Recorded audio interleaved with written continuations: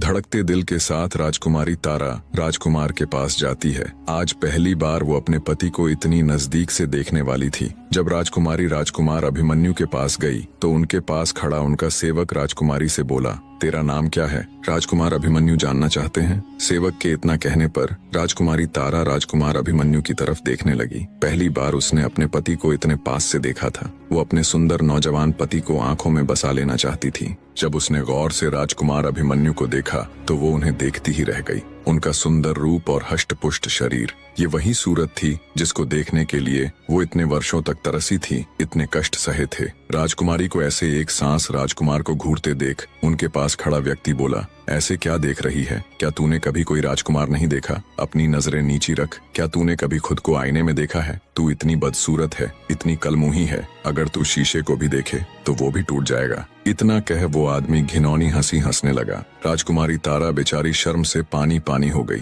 तभी राजकुमार अभिमन्यु पास खड़े व्यक्ति की हरकत पर क्रोधित होते हुए बोले, अगर वो क्रूप है, काली है, बद्दी है तो इसमें इस बेचारी का क्या दोष है? अरे मूर्ख आदमी, ये तो उस ऊपर वाले की बनाई रचना है। वो किसी को कैसा तो किसी को कैसा बनाता है। किसी के शक्ल सूरत का उपहास करना मतलब उस ऊपर वाले की तौहीन करना है। राजकुमार अभिमन्यु की बात सुन पास खड़े व्यक्ति का अपना सा मुंह हो जाता है। वहीं पास खड़ी राजकुमारी ने जब राजकुमार के शब्दों को सुना तो उसके दिल में राजकुमार की इज्जत कई गुना बढ़ गई। उसे फक्र हो रहा था कि वो इतनी अच्छी सोच, इतने सुंदर विचारों वाले पुरुष की जीवन संगिनी है। राजकुमारी तारा शर्माते हुए राजकुमार की तरफ देखते हुए बोली, जी मेरा नाम चंदा है। राजकुमार बोला, ठीक है चंदा, अब तुम जाओ।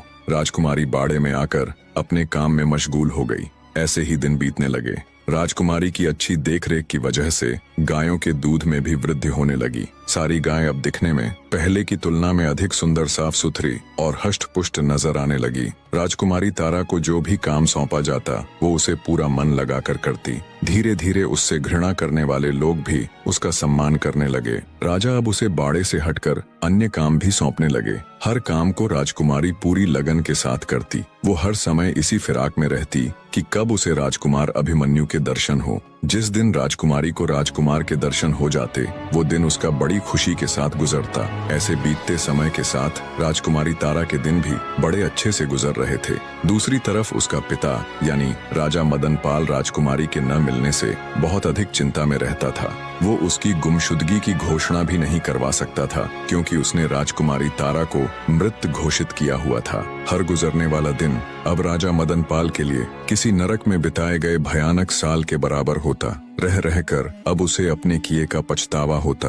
अब राजा को अपने आप से घिन आने लगी थी। जिस पिता ने अपनी बेटी पर बुरी नजर डाली अब वो तिल तिल कर मर रहा था। अब राजा मदनपाल को पूरी दुनिया में अपने से बुरा कोई भी व्यक्ति नहीं लगता। उसे लगता जैसे सारे संसार में सबसे दुष्ट और घिनौना व्यक्ति वही है, और ये सच भी था। राजा मदनपाल रात रात भर जाग कर खुद पर कोड़े बरसाता। अब उसकी जिंदगी का एक ही मकसद रह गया था कि कैसे भी करके वो राजकुमारी तारा को ढूंढे और उसके पैरों में गिरकर नाक रगड़कर उससे माफी मांगे। यदि वो अपने जीते जी इस जन्म में ऐसा कर पाया तो उसकी आत्मा को बहुत सुकून मिलेगा और कम से कम वो मर तो चैन से पाएगा, वरना मृत्यु के बाद भी वो इस घिनौनी सोच और अपराध की अग्नि में जलता रहेगा। इन्हीं विचारों की अग्नि में जलते राजा मदनपाल के दिन गुजर रहे थे। उधर राजा धर्मपाल अपने पुत्र राजकुमार अभिमन्यु के लिए फिर से कोई योग्य वधू ढूंढने में लग गया क्योंकि राजकुमारी तारा की मृत्यु के संदेश को अब साल भर से ऊपर हो चुका था। ऐसे में राजा धर्मपाल फिर से अपने पुत्र अभिमन्यु का विवाह करवाना चाहता था।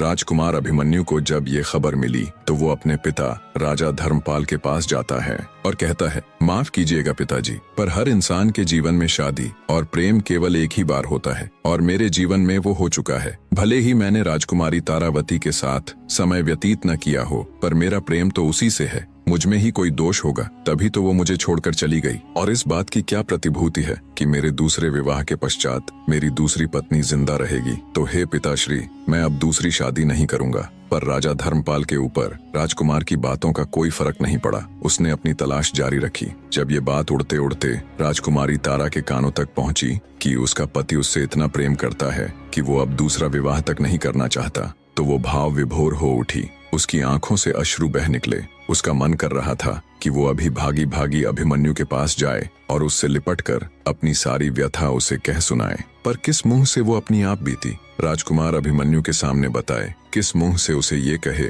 कि उसका पिता कितना नीच और घिनौना व्यक्ति है। ये विचार उसके मन में आते ही राजकुमारी के कदम आगे बढ़ ही नहीं पाते। वो बेचारी चुपचाप एक कोने में बैठकर बहते नेत्रों के साथ अपने भाग्य को कोसने लग जाती है। दिन बीतते गए। आखिरकार राजा धर्मपाल को राजकुमार के विवाह हेतु एक कन्या पसंद आ ही जाती है। राजकुमार अभिमन्यु को जब पता चला तो उसने बहुत मना किया, पर राजा धर्मपाल ने उसकी एक भी न सुनी और उसका विवाह पक्का कर दिया। जब ये खबर राजकुमारी तारा तक पहुंची तो उसके चेहरे पर बेबसी और क्रोध के मिश्रित भाव थे। राजकुमारी तारावती ने निश्चय किया कि चाहे कुछ भी हो जाए, चाहे उसे कुछ भी करना पड़े, वो राजकुमार अभिमन्यु का विवाह अन्य किसी दूसरी स्त्री के साथ नहीं होने देगी।